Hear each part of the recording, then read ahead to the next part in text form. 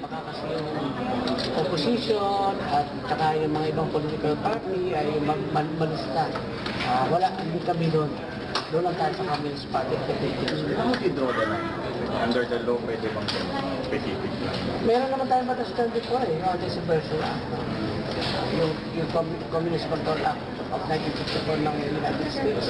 Meron din. Specific lang doon. Hindi nag-iimbento na ibang organization. Kasi, what's happening, yung People's Army lang illegal sa ngayon.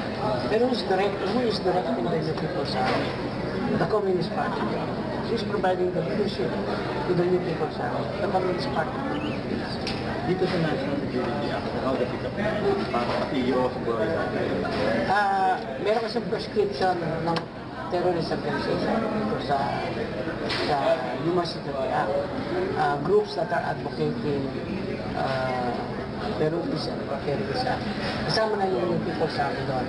Kasi kasama sila sa Section 24 ng UN Security Council designating NPA as terrorist organization.